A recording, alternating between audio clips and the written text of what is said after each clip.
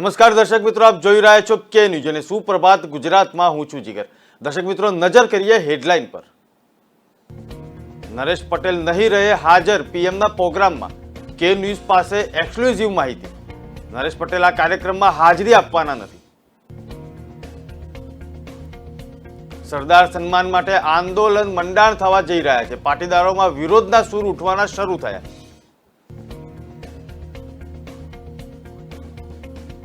મહારાષ્ટ્રમાં BJP NCP સામસામે, રાજકારણમાં આવવાને બદલે ઘરે જઈને રસોઈ બનાવવાનું કહ્યું। બજેટ મામલે યુપીમાં ધમાસાણ, અખિલેશ યાદવે કહ્યું કે રાજ્યમાં વિકાસ માત્ર આંકડાઓમાં જ દેખાય છે। શાંઘાઈ સંકટમાં જૂનમાં જીડીપી 1 વર્ષ અગાઉની સરખામણીએ પ્રથમ ત્રિમાસિક ગાળામાં 4.8% વૃદ્ધિ। સમાચાર જોઈએ વિગતવાર તો આટકોટ ગામે બનાવેલી પટેલ સમાજ સંચાલિત કેડીપી હોસ્પિટલનું લોકાર્પણ થાય તે પહેલા જ વિવાદ શરૂ થઈ ચૂક્યો છે। નરેશ પટેલ અને ખોડલધામનું નામ નહીં હોવાને કારણે શરૂ થયેલો વિવાદ હજુ પણ વકરે તેવી શક્યતાઓ છે। કે ન્યૂઝ પાસે એક્સક્લુઝિવ માહિતી છે તે મુજબ નરેશ પટેલ આ કાર્યક્રમમાં હાજરી આપવાના નથી। નરેશ પટેલ ભારત અને ગુજરાતમાં હોવા છતાં લોકાર્પણ કાર્યક્રમમાં હાજર નહીં રહે। ઉલ્લેખનીય છે કે આમંત્રણ પત્રિકામાં નરેશ પટેલ અને ખોડલધામના નામની બાદબાકી કરાઈ હતી। વિવાદ થયા બાદ ફક્ત ખોડલધામનું નામ ઉમેરાયું હતું। વડાપ્રધાન આ હોસ્પિટલનું લોકાર્પણ કરવા આવી રહ્યા છે ત્યારે દેશના વડાપ્રધાન નરેન્દ્ર મોદી 28મીએ રાજકોટ આવી રહ્યા છે અને આટકોટ ગામે બનાવેલી પટેલ સમાજ સંચાલિત કેડીપી હોસ્પિટલનું લોકાર્પણ કરશે, જ્યાં પીએમ મોદીની સભામાં અંદાજિત 3 લાખ લોકો એકઠા થશે।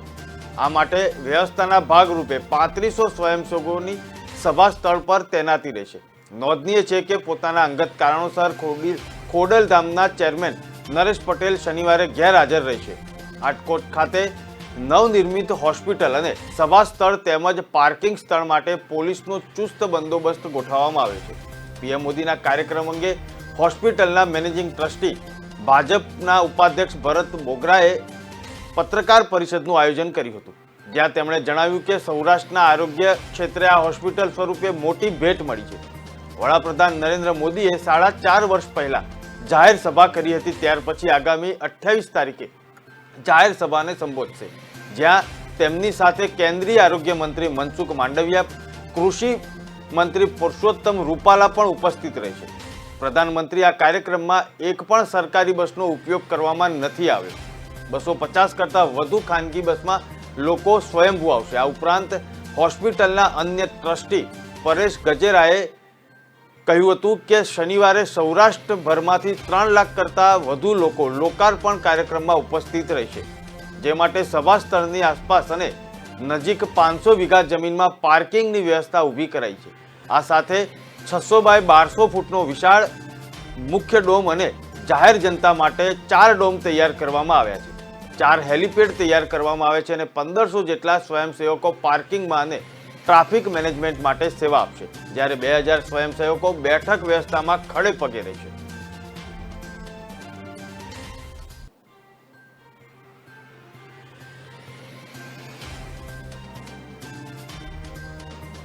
વડાપ્રધાન રાજકોટ આવી રહ્યા છે અને કેડીપી હોસ્પિટલનું લોકાર્પણ આટકોટની નજીક બનેલી છે તે હોસ્પિટલનું લોકાર્પણ કરશે। અને તે પહેલા નરેશ પટેલને લઈને એક સમાચાર આવી રહ્યા છે અને તે આ કાર્યક્રમમાં નહીં જોડાય। ખોડલધામનું અગાઉ નામ નહીં હોવાને કારણે વિવાદ શરૂ થયો હતો। કે ન્યૂઝ પાસે એક્સક્લુઝિવ માહિતી છે તે મુજબ નરેશ પટેલ આ કાર્યક્રમમાં હાજરી આપવાના નથી। ગુજરાતમાં હોવા છતાં લોકાર્પણમાં હાજર નહીં રહે। આમંત્રણ પત્રિકામાં નરેશ પટેલ અને ખોડલધામના નામની બાદબાકી અગાઉ કરાઈ હતી અને વિવાદ થયા બાદ ફક્ત ખોડલધામનું જ નામ ઉમેરવામાં આવ્યું છે।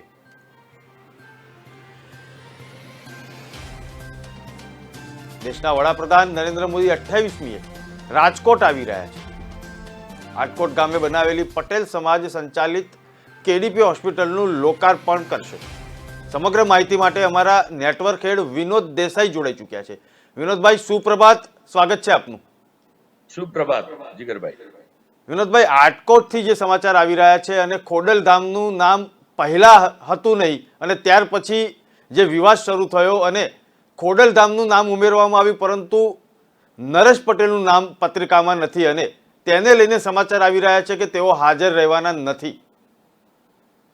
જી ચોક્કસથી જીગરભાઈ, જ્યારે કેડીપી હોસ્પિટલનું લોકાર્પણ છે એ સમયે નરેશભાઈ ગુજરાતમાં જ છે અને હાજર રહેવાના નથી.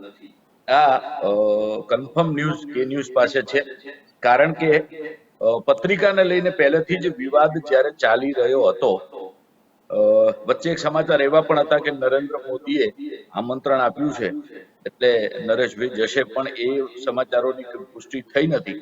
અને મહત્વના જે સમાચાર કે પહેલા આ કંકોત્રીમાં ખોડલધામ કે નરેશભાઈનું નામ નહોતું અને એને લઈને જે વિવાદ થયો કે પાટીદાર સમાજનો કાર્યક્રમ હોય, આટલા બધા લોકોના નામ હોય અને એમાં નરેશભાઈનું નામ ન હોય અને ખોડલધામનું નામ ન હોય, અને એને લઈને પાટીદારોમાં ખાસો એવો રોષ જોવા મળ્યો હતો. કેટલાક પાટીદાર આગેવાનોએ તો એટલા સુધી કીધું કે આ કંકોત્રીનું ડ્રાફ્ટિંગ એ દિલ્હીથી થયું છે, એટલા માટે એમાં નરેશભાઈના નામની અને ખોડલધામના નામની બાદબાકી કરવામાં આવી છે. હવે મહત્વની વાત જો કરીએ તો વિવાદ બાદ નરેશભાઈનું નામ એ કંકોત્રીમાં ઉમેરવામાં આવ્યું, ખોડલધામનું નામ ઉમેરવામાં આવ્યું, પરંતુ નરેશભાઈનું નામની બાદબાકી જ કરવામાં આવી. એને લઈ અને જે રિએક્શન નરેશભાઈને કાલે કેટલાક લોકો બીજા એક કાર્યક્રમમાં મળ્યા હતા અને ત્યાં એમને પૂછવામાં આવ્યું, તેમને કહ્યું કે કોના નામો લખવા કોના ન લખવા એ આયોજકોની મનસુબી ઉપર આધાર છે. ખોડલધામના નામની કંકોત્રી છે, પણ નરેશભાઈ હાજર રહેવાના નથી, કારણ કે નરેશભાઈ એ દિવસે એક સમયે પાટીદારોના અન્ય કાર્યક્રમમાં વ્યસ્ત છે, માટે તેઓ તે કાર્યક્રમમાં જવાના નથી. એટલે એક ચોક્કસથી કહી શકાય કે નરેશભાઈ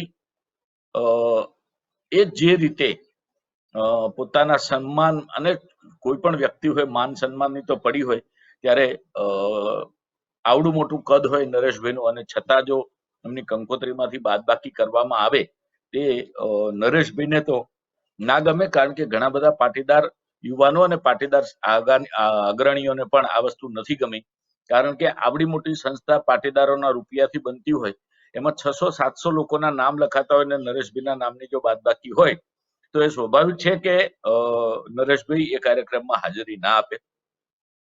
પરંતુ જે કવડાવતી નરેશભાઈ હાજર રહેશે કે નહીં તેની આપણે કન્ફર્મ ન્યૂઝ છે કે નરેશભાઈ આ કાર્યક્રમમાં ભારતમાં અને ગુજરાતમાં હોવા છતાં હાજર રહેવાના નથી. જી વિનોદભાઈ, આપ મારી સાથે જોડાયેલા જ રહેશો, કારણ કે આ પછીના સમાચાર છે તેમાં પણ આપણે ચર્ચા કરીશું.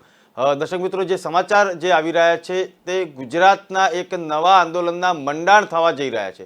આંદોલનનો મુદ્દો છે સરદાર વલ્લભભાઈ પટેલનું નામ પાછું આપવાનું. હવે તમે વિચારશો કે સરદાર પટેલનું નામ પાછું કેવી રીતે, તો જાણી લો કે અમદાવાદ મોટેરા ખાતે સરદાર વલ્લભભાઈ પટેલ ઇન્ટરનેશનલ સ્ટેડિયમ હતું, જેનું રિનોવેશન કર્યા બાદ આ સ્ટેડિયમનું નામ નરેન્દ્ર મોદી સ્ટેડિયમ કરી નાખવામાં આવ્યું. તેને લઈને પાટીદારોમાં વિરોધના સૂર ઉઠવાના શરૂ થયા છે. પાટીદાર યુવાનો દ્વારા હવે સરદાર સન્માન સંકલ્પ આંદોલનના મંડાણ શરૂ થઈ રહ્યા છે અને જેને લઈને મિટિંગોનો દોર પણ શરૂ થયો છે. થોડા દિવસો પહેલા પૂર્વ કેન્દ્રીય મંત્રી દિનશા પટેલને અતુલ પટેલ સહિત પાટીદાર યુવાનો મળ્યા હતા, તો બીજી તરફ ગુરુવારે ધનજી પાટીદાર સહિતના આગેવાનો ખોડલધામ જઈને નરેશ પટેલને મળ્યા હતા. અલગ અલગ મળેલી મિટિંગોમાં આંદોલન અંગેની રણનીતિ નક્કી કરાઈ. આગામી તારીખ 13 જૂને સરદાર પટેલના જન્મસ્થળથી આ આંદોલનના મંડાણ મિથિલેશ અમીનની આગેવાનીમાં થશે. મહત્વનું છે કે ધનજી પાટીદાર અને અતુલ પટેલ સહિત 11 લોકોની કમિટી દ્વારા આ આંદોલનનું સંચાલન કરાશે. મળતી વિગતો અનુસાર 13 જૂને નરેશ પટેલ અને દિનશા પટેલ કરમસદથી મોટેરા સ્ટેડિયમ આવીને રેલીને પ્રસ્થાન કરાવશે. મહત્વનું છે કે જ્યારે ગુજરાતમાં ચૂંટણી માથે છે તેવા સમયે સરદાર સન્માન સંકલ્પ આંદોલન ભાજપની મુશ્કેલીઓમાં વધારો કરી શકે છે. આજે મહત્વના જે સમાચાર છે તેમાં ગુજરાતમાં એક નવા આંદોલનના મંડાણ થવા જઈ રહ્યા છે. આંદોલનનો મુદ્દો છે સરદાર વલ્લભભાઈ પટેલને નામ પાછું આપવાનું.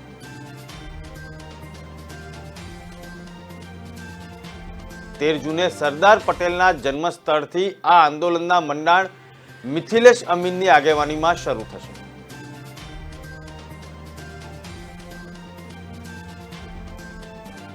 13 જૂને નરેશ પટેલ અને દિનશા પટેલ કરમસદથી મોટેરા આવતી રેલીને પ્રસ્થાન કરાવશે.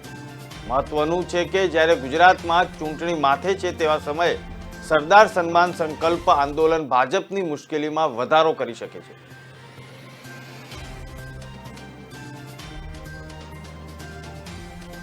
ચર્ચા માટે મારી સાથે અમારા નેટવર્ક હેડ વિનોદ દેસાઈ જોડાઈ ચૂક્યા છે. વિનોદભાઈ, ફરીથી સ્વાગત છે આપનું.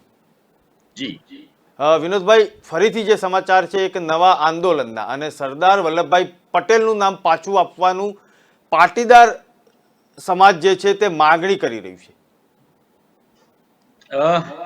જે રીતે મોટેરા સ્ટેડિયમ, જે અમદાવાદના Motera stadium international cricket stadium છે, એનું નામ સરદાર પટેલ સ્ટેડિયમ હતું. આપણે બધા એને મોટેરા સ્ટેડિયમના નામથી ઓળખતા, પણ એને વધુ આધુનિક બનાવવા માટે એનું રિનોવેશન શરૂ થયું. અને રિનોવેશન, એમ તો રિનોવેશન શું, આખું સ્ટેડિયમ જ નવું બન્યું. અને ત્યારબાદ એનું જે નવા સ્ટેડિયમનું નામાંકરણ થયું, એમાં એ સ્ટેડિયમનું નામ નરેન્દ્ર મોદી સ્ટેડિયમ કરી નાખવામાં આવ્યું. જ્યારે સૌથી પહેલા બધાએ આ દ્રશ્ય જોયું ત્યારે જ લાગતું હતું કે આમાં, કારણ કે કઈ રીતે સરદાર પટેલનું નામ હોય એને ચેન્જ કરી અને નરેન્દ્ર મોદી સ્ટેડિયમ કરવામાં આવે, એટલે સ્વાભાવિક છે કે પાટીદારોમાં વિરોધના સૂર ઉઠે. મોડે પણ હવે એક નવા આંદોલનના મંડાણ ગુજરાતમાં થયા છે. એ જે નામ છે એ સરદાર સન્માન સંકલ્પ આંદોલન, એવું નામ એને આપવામાં આવ્યું છે. એટલે સરદારનું જે સન્માન છે એ એમને પરત અપાવવા માટેનો સંકલ્પ સાથેનું આંદોલન છે. એમાં 11 જેટલા પાટીદાર યુવાનો ગણો કે આગેવાનો ગણો, એમાં ધનજી પાટીદાર છે, અતુલ પટેલ છે, એ બધા જ એવા લોકો છે જે ક્યાંક ને ક્યાંક પાટીદાર અનામત આંદોલન સાથે પણ સંકળાયેલા હતા. એટલે અલગ અલગ મિટિંગો છેલ્લા કેટલા દિવસોથી ચાલી રહી છે, અલગ અલગ લોકોને મળી રહ્યા છે. એમાં પૂર્વ કેન્દ્રીય મંત્રી દિનશા પટેલ અને નરેશ પટેલે પોતાની સ્વીકૃતિ આપી દીધી છે. હજી પણ અન્ય સમાજના કદ્દાવર નેતાઓને અથવા તો આગેવાનોને મળી અને વધુ ને વધુ તાકાતમાં લોકો કરમસદ એકઠા થાય એ પ્રકારનો પ્રયત્ન આ યુવાનો કરી રહ્યા છે. 11 યુવાનો આખી જે આંદોલન છે એનું સંચાલન કરશે અને એમની આગેવાનીમાં આંદોલન થશે. એટલે કરમસદથી મોટેરા સ્ટેડિયમ જઈ અને નરેન્દ્ર મોદીના નામની જગ્યાએ જે સરદાર પટેલ સ્ટેડિયમ હતું એ પરત એ જ નામ થાય એના માટેની આખી આ આંદોલનોની અથવા આંદોલનકારીઓની રણનીતિ છે. અને એના માટે આંદોલન જે કરી રહ્યા છે તેમના પ્રયત્નો પણ છે. ભાઈ, જે રીતે પહેલા અનામત આંદોલન અને ત્યાર પછી આંદોલન અને આ નામનો વિવાદ જે છે, જે દિવસે નામકરણ થયું તે દિવસથી જ છે, ને ત્યાર પછી અલગ અલગ એકાદ બે કાર્યક્રમ થયા ત્યારે પણ વિરોધનો સૂર ઉઠ્યો હતો. પરંતુ અત્યારે હાલ જ્યારે પાટીદાર યુવાનો એક સાથે ભેગા થયા છે ત્યારે આવનારા દિવસોમાં તેની ચૂંટણીલક્ષી શું અસર પડી શકે છે? ચોક્કસથી ચૂંટણીલક્ષી અસર. હવે પહેલું તો જીગરભાઈ, આ જે પ્રકારના આયોજનો થયા છે એ કેટલા મોટા પાયા પર લઈ જઈ શકે છે, કેટલા લોકોને આ મામલે કન્વિન્સ કરી શકે છે, એના ઉપર આખા આગામી ચૂંટણીઓમાં શું અસર પડશે એ કહી શકાય. માનો કે જે રીતે અનામત આંદોલનની પણ શરૂઆત અથવા તો એ જે પાસની શરૂઆત થયેલી અનામત આંદોલન એ ખૂબ નાના પાયે હતી. એસપીજી આમ તો એના મૂળમાં હતું, ત્યાંથી જે રીતે આંદોલન આખું ઊભું થયું. જો આ યુવાનો જે 11 નેતાઓ છે એ આ પ્રકારનું એક જનમત ઉભો કરવામાં સફળ રહ્યા, કારણ કે આમાં ફાયદો એ છે જીગરભાઈ, જે આંદોલનકારીઓ છે એમને, કે સરદાર પટેલ એમ ફક્ત પટેલ સમાજના તો એ આદર્શ હોઈ શકે, પરંતુ આખા ગુજરાતના આદર્શ છે. એટલે પાટીદાર પૂરતું સીમિત રાખે છે કે એને અન્ય સમાજના લોકોને જોડીને આંદોલન ચાલે છે? કઈ રીતે આખું આંદોલન લઈ જઈ શકાય છે, અથવા તો કઈ રીતે આખું આંદોલન લઈ જાય છે, એના ઉપર આગામી દિવસોમાં અને ચૂંટણીમાં કેટલી અસર પડશે એ કહી શકાય. અત્યારે હાલ મારી દ્રષ્ટિએ કહેવું થોડું વહેલું છે, પરંતુ હા, ચોક્કસ જે લોકોને સરદાર પટેલ સ્ટેડિયમનું નામ નરેન્દ્ર મોદી સ્ટેડિયમ નરેન્દ્ર મોદી સ્ટેડિયમ થયું એ નથી ગમ્યું, એવા ઘણા બધા લોકો છે. જી વિનોદભાઈ, એક બીજો પણ સવાલ થાય છે કે હાર્દિક પટેલે જ્યારે કોંગ્રેસ છોડી અને તે પહેલા પણ પાટીદાર જે સભ્યો હોય અથવા તો તેના એક આક્ષેપ રહેલા છે કે પાટીદાર સમાજને મહત્વ નથી અપાતું કોંગ્રેસની અંદર, તેવો આક્ષેપ તો હાર્દિકભાઈએ પણ કર્યો અને તેના પહેલા પણ થતો રહ્યો છે. ત્યારે આ વખતે કોંગ્રેસના જ નેતાઓ આ આંદોલન સાથે જોડાયેલા છે, ત્યારે કેવી અસર થશે પાટીદાર, ખાસ કરીને પાટીદાર સમાજમાં? જીગરભાઈ, એક વસ્તુ હું તમને કહું, એ ભલે વ્યક્તિ તરીકે કોઈ પણ સમાજના આગેવાન હોય, પરંતુ આ આંદોલનમાં જોડાયેલા છે એને કોઈ સામાજિક રીતે જ જોવા જોઈએ, કોઈ રાજકીય રીતે ન જોવા જોઈએ એવું એમનું માનવું છે. કારણ કે દિનસા પટેલ હવે નિવૃત્ત જીવન જીવી રહ્યા છે. અતુલ પટેલ એ ભલે કોંગ્રેસમાં હોય પણ કોંગ્રેસમાં સસ્પેન્ડેડ છે. એટલે આ જે આંદોલનની શરૂઆત છે એ કોઈ રાજકીય, જો જે રીતે પાટીદાર અનામત આંદોલનની શરૂઆત પણ એક સામાજિક આંદોલન તરીકે થઈ, પછી એમાંથી જેમ જેમ આંદોલન આગળ વધતું ગયું એમ કેટલાક લોકો ભાજપમાં ગયા, કેટલાક લોકો કોંગ્રેસમાં ગયા, એટલે એ શક્યતા આપણે પૂરેપૂરી જોઈ શકીએ છીએ કે આમાંથી પણ એ વસ્તુ થાય. પરંતુ અત્યારે જે આ આંદોલન છે એને એક સામાજિક આંદોલન તરીકે જ જોવું જોઈએ. પાછળથી એમાં જે કઈ પરિવર્તનો આવે અને જે કઈ પાર્ટીમાં કે પક્ષમાં જોડાય તે વાત અલગ છે. જી વિનોદભાઈ, આપણી સાથે અતુલ પટેલ પણ જોડાઈ ચૂક્યા છે, તેમની સાથે આપણે ચર્ચા કરીશું. અતુલભાઈ, સ્વાગત છે આપનું. નમસ્કાર, આભાર. અતુલભાઈ, એક નવા આંદોલનના મંડાળ અને સરદાર વલ્લભભાઈ પટેલનું નામ પાછું આપવાનો જે વિચાર જે આવ્યો છે અને એક આંદોલન જે છે તે વિશે આપણે ચર્ચા કરીશું. શું આયોજન છે? પહેલામાં પહેલું અમે 7 મહિના પહેલા કરમસદની અંદર આ આંદોલનની શરૂઆત કરી હતી અને ત્યારે ચોખ્ખું કહ્યું હતું કે સરદાર પટેલનું ફરીથી નામ લગાવવામાં નહીં આવે તો જલવંત આંદોલન કરવામાં આવશે. આ આંદોલન એકદમ બિન પોલિટિકલ આંદોલન રહ્યું છે અને બટ નેચર કે આ આંદોલનમાં ભારતીય જનતા પાર્ટીના લોકો નહીં આવે છતાં પણ અમે આમંત્રણ જાહેરમાં આપીએ છીએ. સરદાર સૌના હતા, અખંડ ભારતના નિર્માતા હતા. આજે સરદાર પટેલની તકતી ઉતરી ગઈ. હું વિશેષમાં એટલા માટે કહીશ કે મને સમજાવવામાં આવે છે કે અમને લોકોને સમજાવવામાં કે સંકુલનું નામ સરદાર પટેલ રાખેલું, પરંતુ જ્યાં મેચ રમાય છે, આજે આઈપીએલ ની ટિકિટો જુઓ, ત્યાં નરેન્દ્ર મોદી સ્ટેડિયમ નામ લખાયું. અમને વાંધો એ છે કે તમે નવું સ્ટેડિયમ અલગ જગ્યાએ બનાવો, ચાહે દિલ્હીમાં બનાવો, ન્યુયોર્કમાં બનાવો, ગમે ત્યાં બનાવો. તમારી પાસે અઢળક દાતાઓ છે, દાતાઓની મદદથી બનાવો. તમારી પાસે અઢળક ધન છે, એ બનાવો ને એની અંદર નરેન્દ્ર મોદી, અમિત શાહ, જય શાહ, જેનું નામ લગાડવું એ લગાડો, અમને કઈ વાંધો નથી. પણ ગુજરાતની અસ્મિતા, અખંડ ભારતની અસ્મિતા, સરદારની સાથે જે ચેડા થયા છે ને એ જીરવી નહીં લે. ચાહે તમારે જે સજા કરવી હોય કરો, અમે લડીશું અને આ તકતી પાછી સરદાર પટેલની લગાડવાની કોશિશ કરીશું. જી અતુલભાઈ, 13 તારીખે જે આંદોલનના મંડાણ કરમસદથી થવાના છે એની જો થોડી નહીં હું સુધારો કરીશ તમને.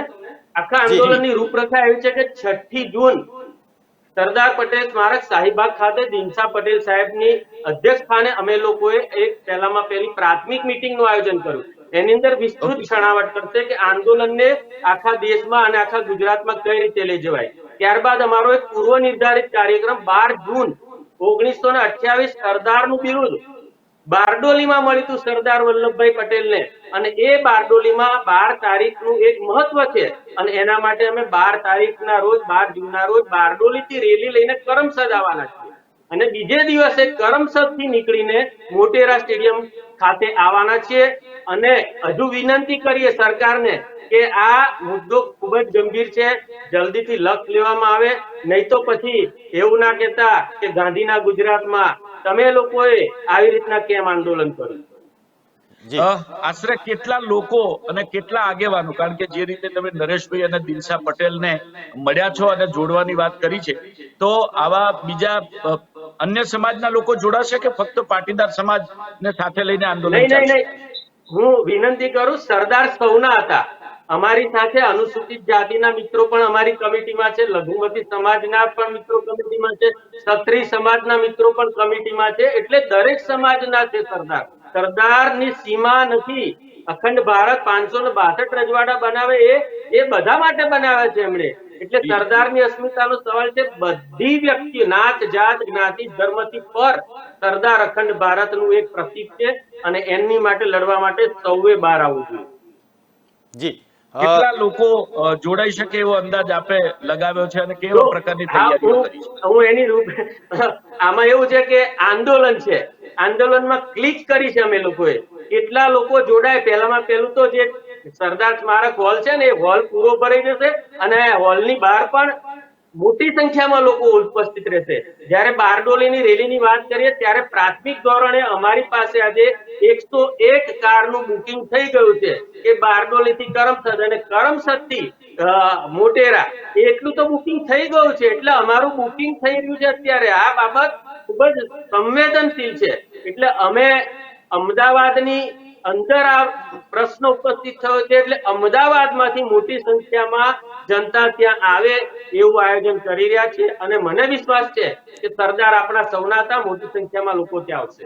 જી, એક બીજો પ્રશ્ન છે અતુલભાઈ, કે જ્યારે રેલી હોય અથવા તો કોઈ પણ એક જાહેર કાર્યક્રમ જ્યારે કરતા હોય ત્યારે સરકારી એક પ્રક્રિયામાંથી પસાર થવું પડતું હોય છે, તો આમાં કેવો રિસ્પોન્સ મળ્યો છે?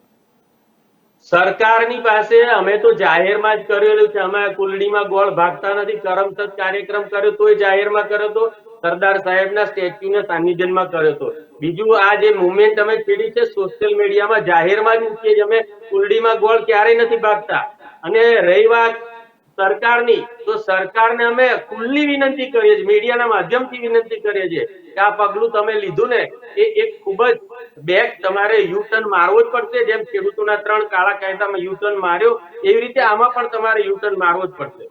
એટલે કોઈ આંદોલન અથવા તો આ જે રેલી છે તેને લઈને કોઈ મંજૂરી માંગવામાં આવી છે અથવા તો સરકાર તરફથી કોઈ પ્રતિક્રિયા આવેલી છે?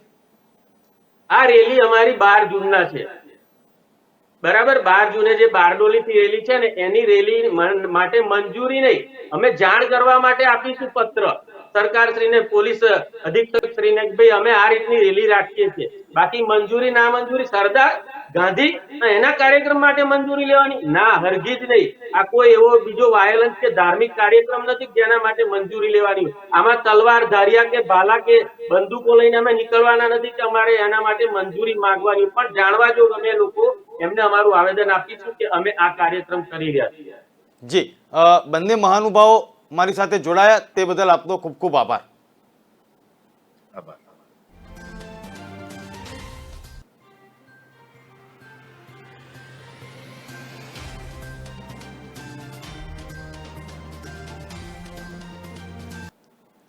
દેશના વડાપ્રધાન નરેન્દ્ર મોદી 28મીએ રાજકોટ આવી રહ્યા છે અને આટકોટ ગામે બનાવેલી પટેલ સમાજ સંચાલિત કેડીપી હોસ્પિટલનું લોકાર્પણ કરશે, જ્યાં પીએમ મોદીની સભામાં અંદાજિત 3 લાખ લોકો એકઠા થશે અને આ માટે વ્યવસ્થાના ભાગરૂપે 3500 સ્વયંસેવકોની સભા સ્થળ પર તૈનાત રહેશે તેવી વાત સામે આવી રહી છે. નોંધનીય છે કે પોતાના અંગત કારણોસર ખોડલધામના ચેરમેન નરેશ પટેલ શનિવારે ગેરહાજર રહેશે અને આટકોટ ખાતે નવનિર્મિત હોસ્પિટલ અને સભા સ્થળે તેમજ પાર્કિંગ સ્થળ માટે પોલીસનો ચુસ્ત બંદોબસ્ત ગોઠવવામાં આવ્યો છે. પીએમ મોદીના કાર્યક્રમ અંગે હોસ્પિટલના મેનેજિંગ ટ્રસ્ટી અને ભાજપ ઉપાધ્યક્ષ ભરત બોગરાએ પત્રકાર પરિષદનું આયોજન કર્યું હતું, જ્યાં તેમણે જણાવ્યું હતું કે સૌરાષ્ટ્રના આરોગ્ય ક્ષેત્રે આ હોસ્પિટલ સ્વરૂપે મોટી ભેટ મળેલી છે. વડાપ્રધાન નરેન્દ્ર મોદીએ 4.5 વર્ષ પહેલા જાહેર સભા કરી હતી. ત્યાર પછી આગામી 28 તારીખે જાહેર સભાને સંબોધશે. ત્યાં તેમની સાથે કેન્દ્રીય આરોગ્ય મંત્રી મનસુખ માંડવિયા, કૃષિ મંત્રી પુરુષોત્તમ રૂપાલા પણ ઉપસ્થિત રહેશે. પ્રધાનમંત્રી આ કાર્યક્રમમાં એક પણ સરકારી બસનો ઉપયોગ કરવાના નથી તે પણ માહિતી સામે આવી રહી છે.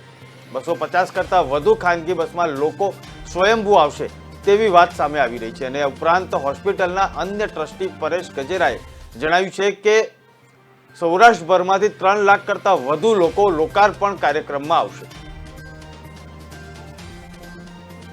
ખૂબ મોટી વાત કીધી તમે કે કેટલા લાખ લોકો આવવાના છે. આ વખતે લાખમાં નહીં પણ એવું કહીશ કે જે લોકો આખા ગુજરાતના સહકારી માળખાની ચળવળને જે મોમેન્ટ આપી રહ્યા છે એવા આગેવાનો જે સાચા અર્થમાં સેવાકીય પ્રવૃત્તિ સાથે સંકળાયેલા સહકાર સાથે પ્રવૃત્તિ એવા ચેરમેન ડિરેક્ટરો પદાધિકારીઓ એવા લોકોને અહીંયા આમંત્રણ આપવામાં આવ્યું છે. અને આપે એમ કીધું એમ કે ભાઈ સહકારિતામાં અમુક જગ્યાએ ભાજપના ઉમેદવાર છે, અમુક જગ્યાએ કોંગ્રેસના છે, પણ મને આનંદ છે કે જે દિવસથી અમારા પ્રદેશ અધ્યક્ષ સી આર પાટીલે સુકાન સંભાળ્યું, સહકારિતા સેલ ગુજરાતમાં બન્યો અને આ વખતે ગુજરાતની મોટા ભાગની સંસ્થાઓ, એવું કહીશ કે અમુક સંસ્થાઓ કહીશ તો કે જે આઝાદી પછી પણ કદાચ એ સંસ્થાઓ જે ભાજપ પાસે નથી અને ભારતીય જનતા પાર્ટીના કાર્યકર્તા જે પ્રદેશ અધ્યક્ષશ્રીએ જે મેન્ડેટ આપવાનું કામ કર્યું અને એના કારણે સહકારિતામાં આજે ભાજપ બધી જગ્યાએ ભગવો, એટલે એવું કહેવાય કે ભાઈ પંચાયતથી પાર્લામેન્ટ સુધી અને સહકાર ક્ષેત્રની અંદર પણ એ બધી જ જગ્યાએ ભગવો લહેરાયો છે. એવા તમામ લોકો, તમામ આગેવાનોને અહીંયા આમંત્રણ આપવામાં આવ્યું છે. સૌથી આનંદની વાત એ છે કે જ્યારે આઝાદીના 75માં અમૃત મહોત્સવ ચાલી રહ્યો છે ત્યારે દેશના વડાપ્રધાન નરેન્દ્ર મોદીજી અને દેશના પ્રથમ સહકારિતા મંત્રી શ્રી અમિતભાઈ શાહની વિશેષ ઉપસ્થિતિમાં માનનીય મુખ્યમંત્રી શ્રી ભૂપેન્દ્ર પટેલ અને નવસારીના સાંસદ અને ગુજરાતના ભારતીય જનતા પાર્ટીના પ્રદેશ અધ્યક્ષ શ્રી સી આર પાટીલની અધ્યક્ષતામાં આખા ગુજરાતનું સહકારિતા સંમેલન જે લોકો ચૂંટાયા છે, એપેક્સ સંસ્થા હોય, જિલ્લા દૂધ સહકારી સંસ્થાઓ હોય, ડિસ્ટ્રિક્ટ લેવલની બેંકો, જિલ્લા સહકારી બેંકો હોય, જિલ્લા સહકારી ખરીદ વેચાણ સંઘ હોય, તાલુકા સહકારી ખરીદ વેચાણ સંઘ હોય કે સહકારી સુગર ફેક્ટરીઝના સહકારી આગેવાનો તથા સહકારી પ્રવૃત્તિ સાથે સંકળાયેલા તમામ રાજ્યોમાંથી બધા જ આગેવાનો ચૂંટાયેલી પાંખ, એટલે કહેવાય કે જે સહકારિતાની ચળવળને જે મુવમેન્ટ આપી રહ્યા છે એવા તમામ સહકારી આગેવાનો એક મંચ ઉપર એક સ્થાને દેશના વડાપ્રધાન શ્રી નરેન્દ્રભાઈ મોદીને આવકારવા અને ગુજરાત અને દેશના પ્રથમ સહકારિતા મંત્રીને આવકારવા આવી રહ્યા છે. આનંદની વાત સાથે સાથે એ છે કે દેશ આઝાદ થયો 75 વર્ષ થયા ત્યારે રાજ્યોમાં અલગ અલગ જગ્યાએ ચોક્કસ સહકારિતા વિભાગ ક્યાંક બન્યા હશે, પણ આનંદની વાત એ છે કે દેશનો સૌથી પહેલી સહકારી મંડળી ક્યાંય નોંધાઈ હતી, ગુજરાતમાં નોંધાઈ હતી અને દેશના વડાપ્રધાનશ્રીએ એ પહેલ કરી છે કે ખેડૂતોને પોષણયુક્ત ભાવ મળી રહે, સહકારિતા ચળવળ વધુ મજબૂત થાય અને તે માટે આ સમગ્ર દેશમાં પ્રથમ વખત આઝાદીના 75 વર્ષ બાદ સહકારિતા વિભાગ શરૂ કરવામાં આવ્યો છે અને તેનું સુકાન પણ અમિતભાઈ શાહ સાહેબને સોંપવામાં આવ્યું છે. ગુજરાતી ફિલ્મોની જાણીતી અભિનેત્રી કોમલ ઠક્કર કાન્સ ફેસ્ટિવલમાં પહોંચી છે. રેડ કાર્પેટ પર વોક પણ કર્યું. ગુજરાતી ફિલ્મોની જાણીતી અભિનેત્રી કોમલ ઠક્કર કાન્સ ફેસ્ટિવલમાં પહોંચીને ગુજરાતી ફિલ્મ ઇન્ડસ્ટ્રીઝ અને ગુજરાતનું નામ રોશન કર્યું છે. મૂળ કચ્છની કોમલ ઠક્કરે અનેક ગુજરાતી ફિલ્મોમાં પોતાનો શાનદાર અભિનય આપ્યો છે. આજે સમગ્ર ગુજરાત ફિલ્મ ઉદ્યોગ ગૌરવ અનુભવે છે અને ગુજરાતી ફિલ્મની એક અભિનેત્રી કાન્સના રેડ કાર્પેટ પર વોક લઈ રહી છે.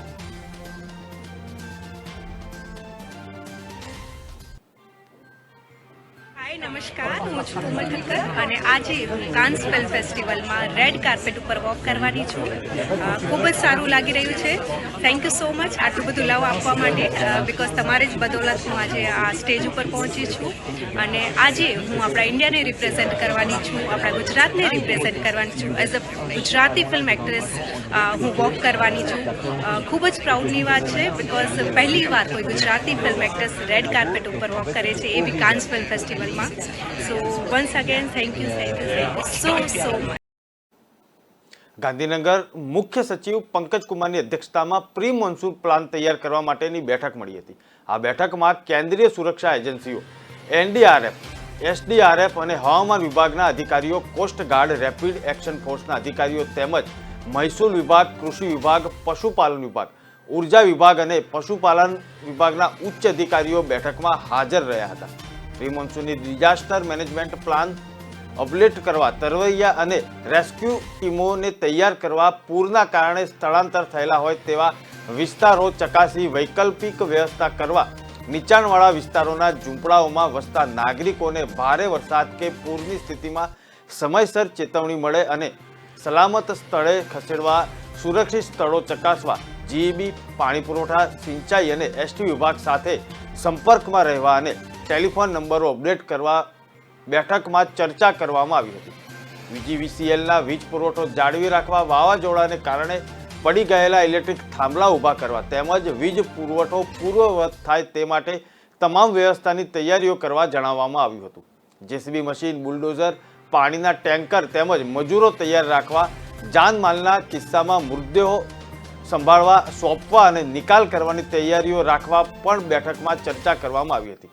વાહન વ્યવહાર વિભાગીય નિયામકને સ્થળાંતર માટે જરૂરિયાત મુજબ એસટીઓ પૂરી પાડવા અને બંધ અને શરૂ થતા રૂટ અંગેની માહિતી જનતાને સમયસર મળી રહે તે માટે કંટ્રોલ રૂમની વ્યવસ્થા કરવાની સૂચના પણ આપવામાં આવી છે. પુરવઠા અધિકારીને સ્થળાંતર થયેલા અસરગ્રસ્તોને આશ્રયસ્થાનો ઉપર ફૂડ પેકેટ મળી રહે તે માટેની વ્યવસ્થા સ્વૈચ્છિક સંસ્થાઓના સંકલનથી ગોઠવવાનો પ્લાન તૈયાર કરવા અને મુખ્ય સચિવ દ્વારા સૂચના આપવામાં આવી છે.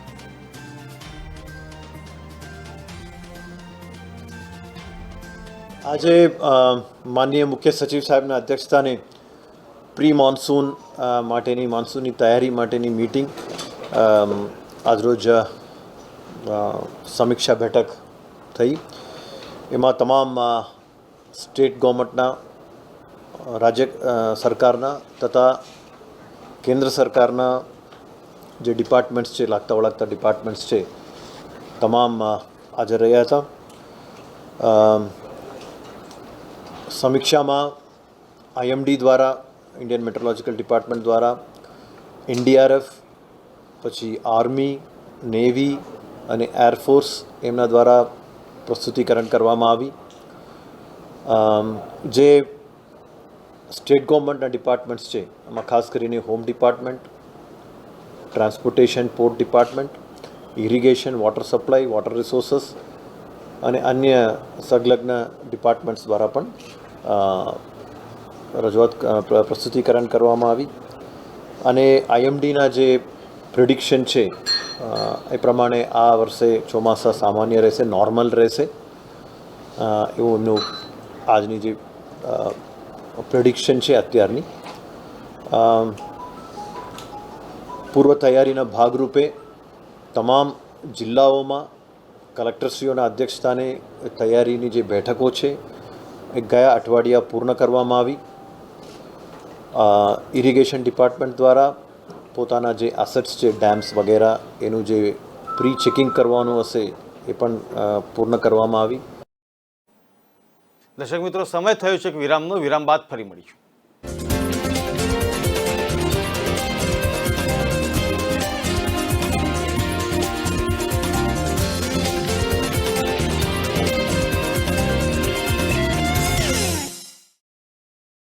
એવું તો શું જોઈ લેતા હશે કે એક જ વારમાં લગ્ન માટે હા પાડી દેતા હશે આ લોકો. આમાં પણ લોચા તો પડવાના જ. મારે ને તારા પપ્પાને શું લોચા પડ્યા? તે પપ્પાને એક જ વારમાં હા પાડી લીધું. હાસ તો એક જ મીટિંગમાં બધું ફાઇનલ. એવું તો તે શું જોઈ લીધું પપ્પામાં? તારા પપ્પા ગમ્યા, સાસુ સસરા એટલે કે તારા દાદા દાદીનો સ્વભાવ ગમ્યો, અને એ અંકુર ઓઇલ. જે ઘરમાં આહાર આટલો સારો હોય એ ઘરમાં વ્યવહાર તો અદ્ભુત જ હોય ને, સમજી? અંકુર ઓઇલ, એ જ અતૂટ બંધન. જ્યારે સરકાર કરે છે અન્યાય ત્યારે ઉઠે છે ચર્ચાનું ચક્રવાત. જ્યારે વિપક્ષ ચૂકે પોતાની ફરજ ત્યારે ઉઠે છે ચર્ચાનું ચક્રવાત. જ્યારે પ્રજા થાય પરેશાન ત્યારે ઉઠે છે ચર્ચાનું ચક્રવાત. બાબુઓ કરે મનમાની ત્યારે ઉઠે છે ચર્ચાનું ચક્રવાત. થાય સબળો નબળા પર હાવી ત્યારે ઉઠે છે ચર્ચાનું ચક્રવાત. કે ન્યૂઝ બનશે અવાજ જ્યારે પણ ઉઠશે ચર્ચાનું ચક્રવાત. कामयाबी की असली पहचान तभी होती है जब उसकी बुनियाद मजबूत हो, क्योंकि जिन्हें खुद पर भरोसा हो उनकी ताकत कभी कम नहीं होती है. इसलिए भरोसा करिए सिर्फ विकी पावर प्लस टीएम की बात पर. अब घर बनेगा स्ट्रॉन्ग, चलेगा लाइफ लॉन्ग.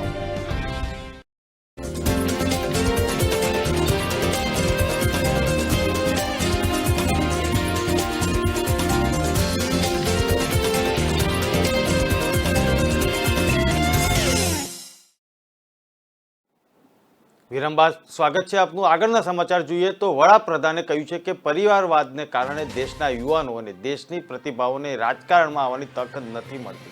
પરિવારવાદ તેમજ દરેક સપનાને કચડી નાખે છે, તેમના દરેક દરવાજા બંધ કરી દે છે। વડાપ્રધાન નરેન્દ્ર મોદીએ તેલંગાણાની રાજધાની હૈદરાબાદમાં આયોજિત રેલીમાં પરિવારવાદ અને કેસીઆર પર જોરદાર નિશાન સાધ્યું।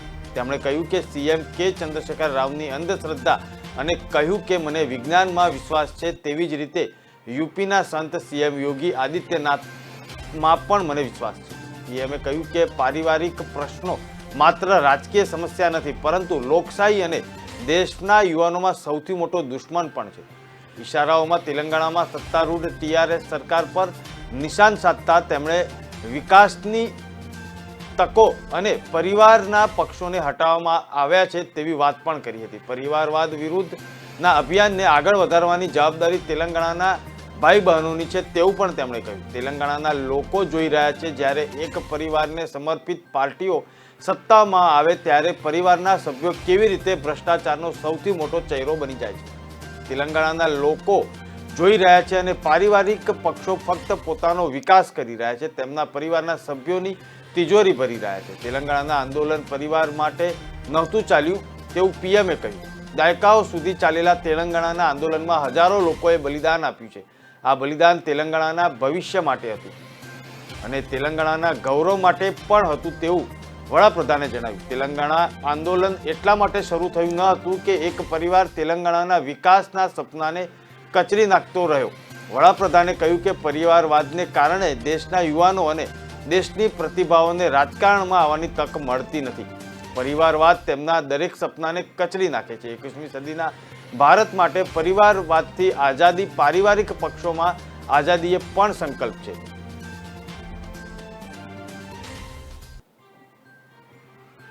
नया भारत, आत्मनिर्भर भारत और मेक इंडिया के सपनों को लेकर आगे बढ़ रहा है।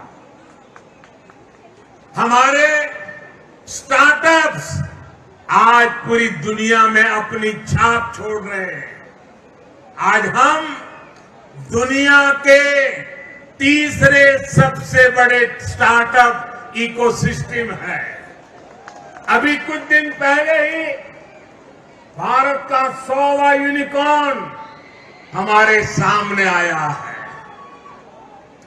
आज हम एक बार फिर से दुनिया की सबसे तेजी से आगे बढ़ रही अर्थव्यवस्थाओं में से एक है। हमारी इस ग्रोथ स्टोरी का सबसे बड़ी भूमिका टेक्नोलॉजी की है। टेक्नोलॉजी का नेतृत्व दे रहे हैं हमारे युवा नौजवान साथी। और बात जब टेक्नोलॉजी की हो और तेलंगाना के युवाओं की क्षमताओं के बिना ये बात कभी पूरी नहीं हो सकती।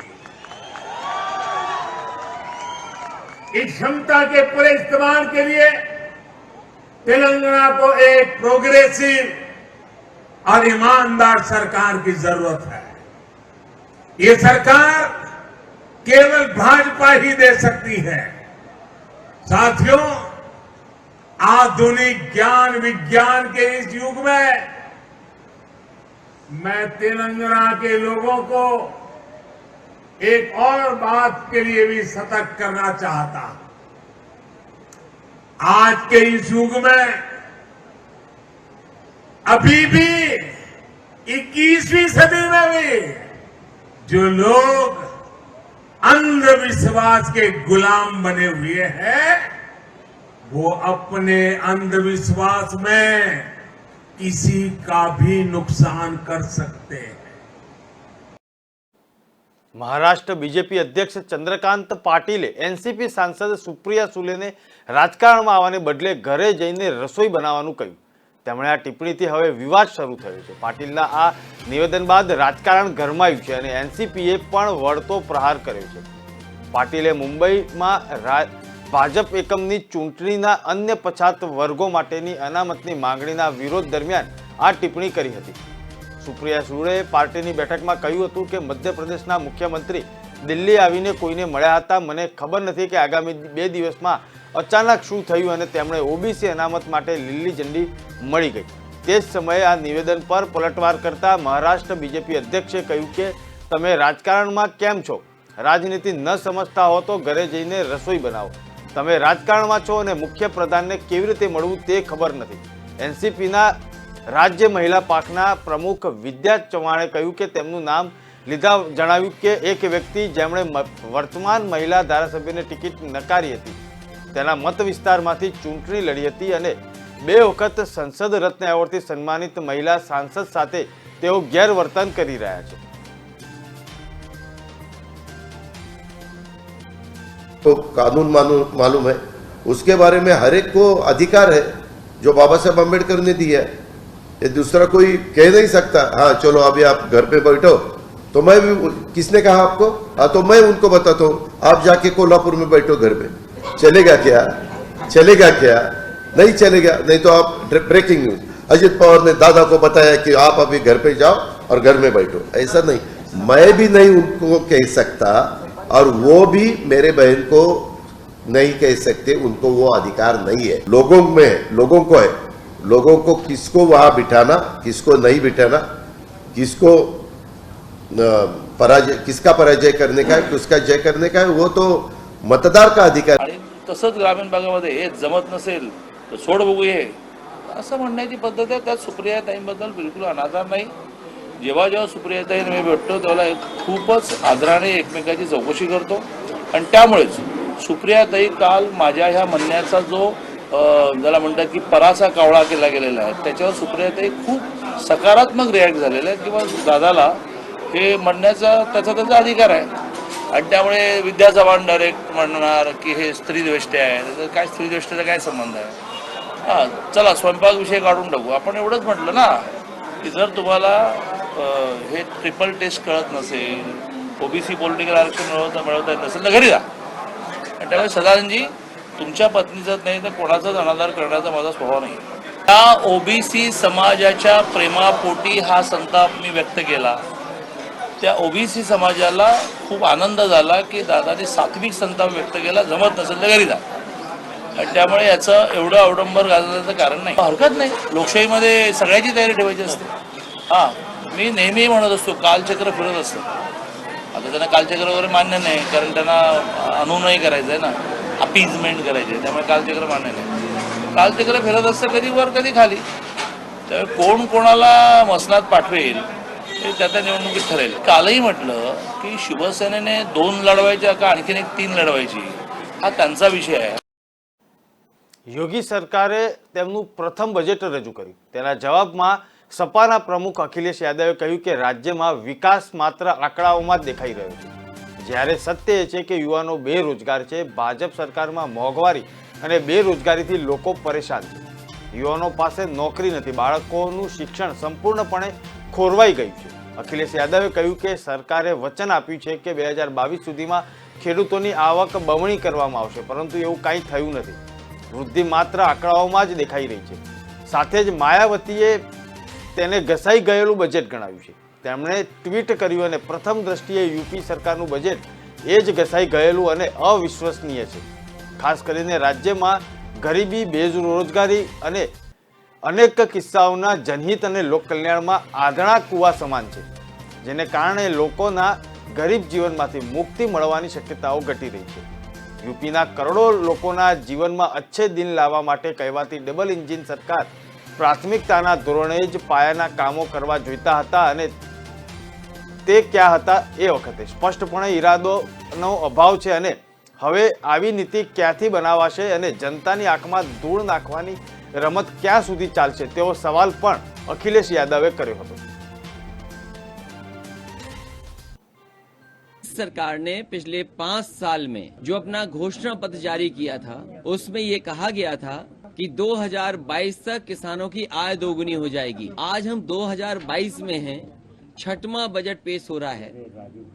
क्या सरकार बताएगी कि हमारे किसानों का, उनकी फसल का जो इन्होंने वादा किया था कि आय दोगुनी हो जाएगी, उसका जवाब क्या है सरकार के पास? जिस तरीके से महंगाई बढ़ी है और लगातार महंगाई बढ़ रही है, जो कीमत दालों की है, तेल जो खरीदा जाता है उसकी कीमत, डीजल पेट्रोल की कीमत, सीमेंट की, स्टील की, और लगातार आप देखेंगे महंगाई बढ़ी है। इनके लगातार बजट आने से गांव में उदासी है। हमारा नौजवान जो उम्मीद लगा करके बैठा था नौकरी और रोजगार मिलेगा, आंकड़ों में तो दिखाई दे रहा है कि नौकरी और रोजगार है, तो आंकड़ों में तो दिखता है, लेकिन जमीन पर गांव में अभी भी बड़े पैमाने पर नौजवानों के हाथ में काम नहीं है, रोजगार नहीं है, नौकरी नहीं है। और फिर जिस तरीके से उत्तर प्रदेश को इंफ्रास्ट्रक्चर में या गरीब की मदद के लिए योजना चलानी चाहिए थी, वो सरकार नहीं चला पा रही है। जो गरीब हैं, जिन्हें वादा किया था कि गेहूं भी मिलेगा, चावल भी मिलेगी, वहीं तेल भी खाने को अच्छा मिलेगा, चना भी मिलेगा, और अगर हम आंकड़े देखें, सरकार करोड़ों बता रही है कि इतने करोड़ लोगों को, गरीबों को पहुंचाया है इन्होंने अनाज। एक सदस्य बोल रहा हो तो सदस्य के बीच में, और खासतौर पर उप मुख्यमंत्री बोल रहे हो, तो बीच में रनिंग कमेंट्री करना, बीच में धमकी देना, ये चीजें ठीक नहीं है। और मुझे लगता है सदन की मर्यादाएं इससे आहत होती हैं, कोई भी इसको नहीं स्वीकार करेगा। और मैं विनम्रता से कहूंगा, माननीय नेता प्रतिपक्ष को उनका सम्मान है, वे सबसे बड़े विपक्षी दल के नेता हैं, और मुझे लगता है कि इस मर्यादा की अपेक्षा केवल सत्ता पक्ष से ही न करें, विपक्ष भी उस मर्यादा का पालन करेगा तो दोनों का सम्मान बना रहेगा। और ये सम्मान दोनों का बना रहे, देखिए सहमति और सहमति लोकतंत्र की ताकत है, आवश्यक नहीं, हम ये नहीं कहते हमारी बात से सहमत हूं, या मैं ये भी नहीं कह सकता कि मैं आपकी बात से सहमत हूं। जब मेरी बारी आएगी, मैंने तो पूरे 1 घंटे तक आपकी बात को सुना, मेरी बारी जब मेरे दल की ओर से मेरी बारी लगाई जाएगी, मैं उस दिन अपनी बात को यहां पे रखूंगा। मैंने आपके पूरे भाषण को इसलिए सुना ही नहीं, प्रोसीडिंग मंगाऊंगा, फिर देखूंगा, उसका पूरा जवाब भी दूंगा यहां सदन पे। और मैं उम्मीद करूंगा कि सभी विपक्षी नेतागण उस दिन यहां पर हमारे बात को भी सुनेंगे। लेकिन एक सरकार के वरिष्ठतम नेता में से एक और उप मुख्यमंत्री,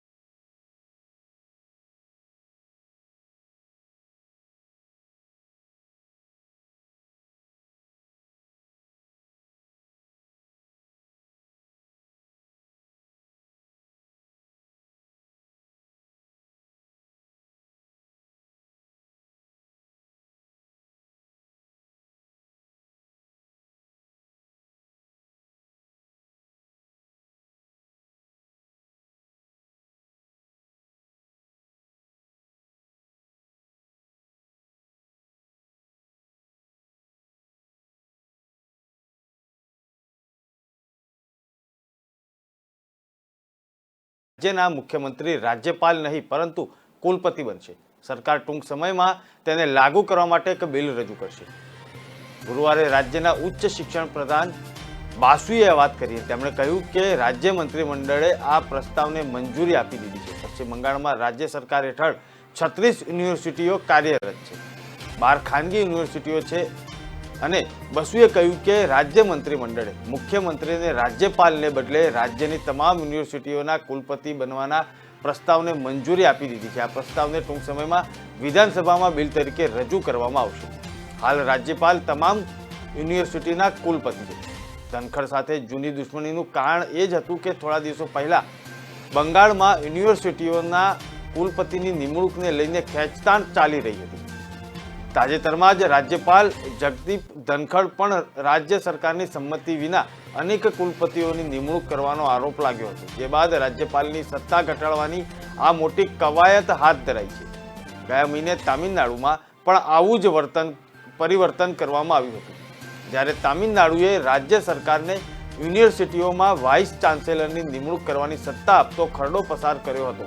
મુખ્યપ્રધાન MK સ્ટાલિનની સરકારે કહ્યું કે વાઇસ ચાન્સેલરોની નિમણૂક કરવામાં રાજ્યપાલની અસમર્થતાને કારણે ઉચ્ચ શિક્ષણને અસર થઈ રહી છે.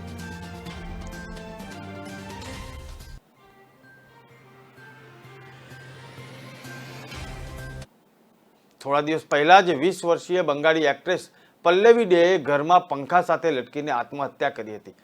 હવે વધુ એક બંગાળી એક્ટ્રેસે સુસાઇડ કરી છે. સૂત્રોના જણાવ્યા પ્રમાણે 12 વર્ષીય મોડલ તથા એક્ટ્રેસ બિદિશા ડે મજમુદારે ઘરમાં આત્મહત્યા કરી હતી. ઉલ્લેખનીય છે કે બિદિશાએ 2021માં શોર્ટ ફિલ્મ બાર ધ ક્લાઉનથી ડેબ્યુ કર્યું હતું. મીડિયા રિપોર્ટ પ્રમાણે 21 વર્ષીય બંગાળી એક્ટ્રેસ બિદિશા છેલ્લા 4 મહિનાથી નજર બજાર સ્થિત ફ્લેટના ભાડેમાં રહેતી હતી અને એક્ટ્રેસ પોતાના પેરેન્ટ્સ સાથે અહીંયા રહેતી હતી. પોલીસના જણાવ્યા પ્રમાણે એક્ટ્રેસે આત્મહત્યા કરી હતી અને પોલીસ દરવાજો તોડીને એક્ટ્રેસના ફ્લેટની અંદર પહોંચી હતી અને ઘર અંદરથી બંધ હતું અને જ્યારે પોસ્ટમોર્ટમ માટે ડેડ બોડી હોસ્પિટલમાં મોકલી આપવામાં આવી.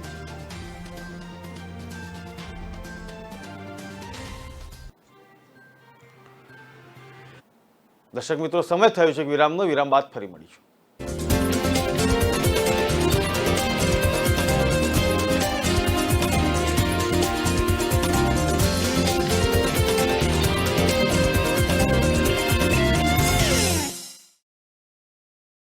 પ્રજાના પ્રાણ પ્રશ્નોને વાચા આપે છે કે ન્યૂઝ. વાત ગામડાની હોય કે ખેડૂતના ખેતરની, કૃષિ બજારની હોય કે મોંઘવારીના મારની, મહિલાની મૂંઝવણ હોય કે નાના વેપારીના મનની ગૂંચવણ, વિદ્યાર્થીની વાત, પ્રજાને મૂંઝવતી તમામ વાત એટલે જનતાની વાત. ઉઠાવો ફોન અને ડાયલ કરો. કે ન્યૂઝ રજૂ કરશે જનતાની વાત જનતાના મુખે.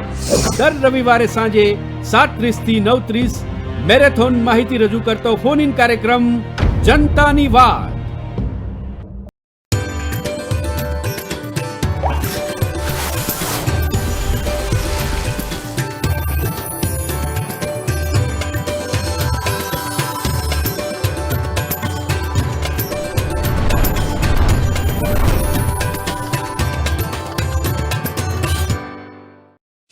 न ऐश का न द्वेष का, यह दंगल है देश का.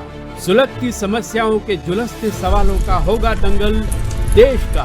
प्रशासन के प्रश्नों को लेकर होगा दंगल देश का. शिक्षा, स्वास्थ्य, समाज, कानून और व्यवस्था के आज क्या है हालात. सोमवार से शुक्रवार रोज रात 8 बजे जलपा क्षत्रिय के साथ दंगल देश का.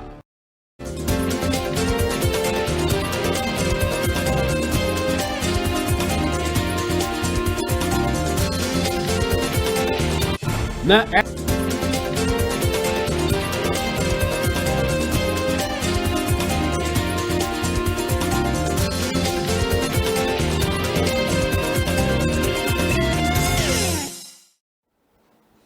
વિરામ બાદ સ્વાગત છે દર્શક મિત્રો. ફ્રાન્સમાં મુસ્લિમ મહિલાઓના સ્વિમિંગ પુલમાં પહેરવામાં આવતી બુરકીનીનો વિવાદ અટક્યો હોય તેવું લાગતું નથી. અહીં ગ્રેનોબલના મેયરે થોડા દિવસો પહેલા મુસ્લિમ મહિલાઓને બુરકીની પહેરવાની મંજૂરી આપી હતી. કોર્ટે આ નિર્ણયને રદ કર્યો છે. એટલે કે હવે મહિલાઓ જાહેર પુલમાં બુરકીની પહેરી શકશે નહીં. બુરકીની એક પ્રકારનું સ્વિમ શૂટ છે જે મુસ્લિમ મહિલાઓ પહેરે છે. વાસ્તવમાં 16 મીના રોજ ગ્રેનોબલ શહેરમાં મેયરે આદેશ આપ્યો હતો કે મુસ્લિમ મહિલાઓ પુલમાં બુરકીની પહેરી શકે છે. તે સમયે મેયર પિયોલે ફ્રાન્સમાં રેડિયો RMC પર કહ્યું હતું કે અમે ફક્ત ઈચ્છીએ છીએ કે મહિલાઓ અને પુરુષો તેમની પોતાની ઈચ્છાથી વસ્ત્રો પહેરે.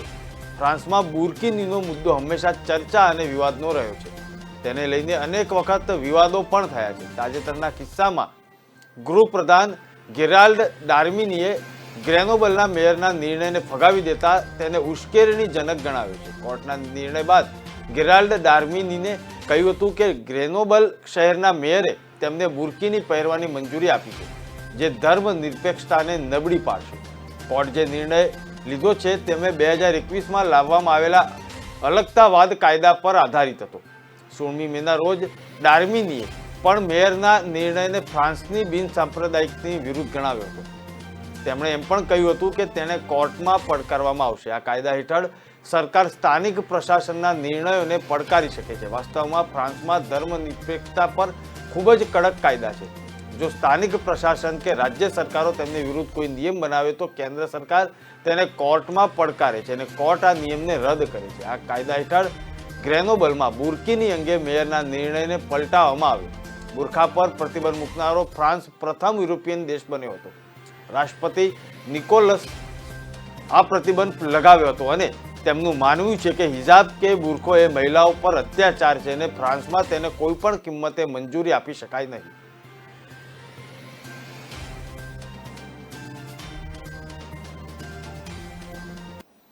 પાકિસ્તાનમાં પોલિયોના વાયરસથી છુટકારો મેળવવામાં તમામ ઉપાયો નિષ્ફળ જતા હોય તેવું દેખાઈ રહ્યું છે.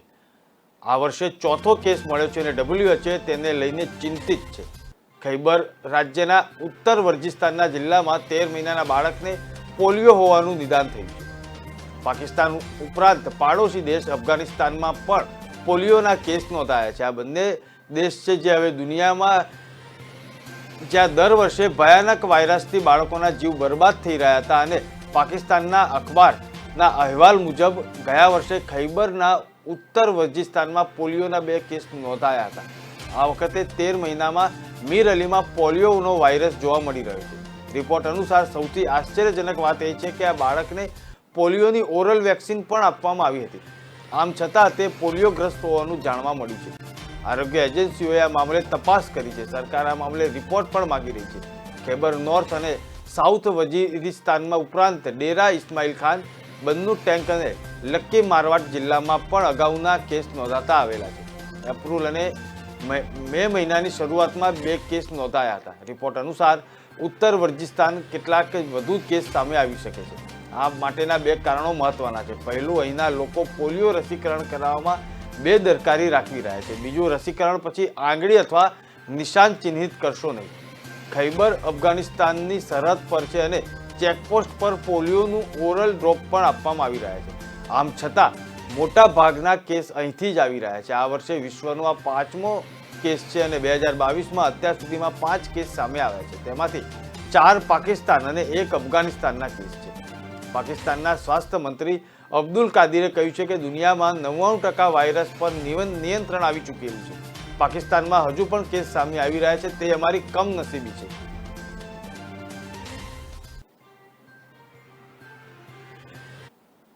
અફઘાનિસ્તાન પર કબજો કર્યા બાદ તાલિબાન દાવો કરી રહ્યા છે કે અફીણની ખેતી પર પ્રતિબંધ મુકાશે, પરંતુ હકીકતમાં અત્યાર સુધીમાં તેવું થયું નથી. વાસ્તવમાં તાલિબાનની હોશિયારી છે કે તે નશાનો વેપાર બંધ કરવાના વાયદા કરી રહ્યું છે. તાલિબાને આંતરરાષ્ટ્રીય તપાસ એજન્સીઓથી બચવા માટે આ રણનીતિ તૈયારી કરી છે. કેનેડા સ્થિત international forum for rights and સિક્યુરિટીએ અહેવાલ આપ્યો છે કે તાલિબાન તેના ભંડોળ માટે કરવેરા સિસ્ટમ ચલાવી રહ્યું છે, જેમાં ગેરકાયદેસર માદક દ્રવ્યોના વેપારનો સમાવેશ થાય છે. આવી સ્થિતિમાં અફીણની ખેતી બંધ કરવાથી તાલિબાનના ફંડિંગ પર મોટી અસર પડી રહી છે. દેશની અર્થવ્યવસ્થામાં અફીણનો મોટો ફાળો છે અને 2018માં એક અભ્યાસ મુજબ તાલિબાનની કુલ વાર્ષિક આવક $1.5 અબજ હતી, જેમાંથી લગભગ $420 મિલિયન દર વર્ષે માત્ર ડ્રગના વેપારથી જ કમાણી થઈ હતી. દુનિયા સુધી પહોંચી રહ્યું છે જે અફીણ અને દુનિયાનું સૌથી માદક અફીણ અફઘાનિસ્તાનમાં ઉગાડવામાં આવે છે. આ જ અફીણ ડ્રગ્સ એટલે કે હેરોઇનના સ્વરૂપમાં વિશ્વભરમાં પહોંચે છે.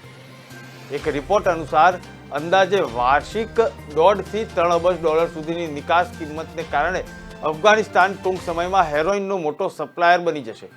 એ જ સમયે દેશમાં અફીણની કાપણીને કારણે વર્ષ 2019માં લગભગ 1,20,000 લોકોને રોજગાર મળ્યો હતો. અફઘાનિસ્તાનમાં દર વર્ષે લગભગ 6,000 ટન હેરોઇનનું ઉત્પાદન થાય છે અને તે ઉપરાંત મશીનમાં સૂકવેલા અફીણનું ઉત્પાદન આશરે 6,000 ટન જેટલું થવાનો અંદાજ છે.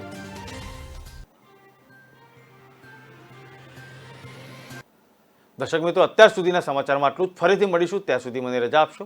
નમસ્કાર.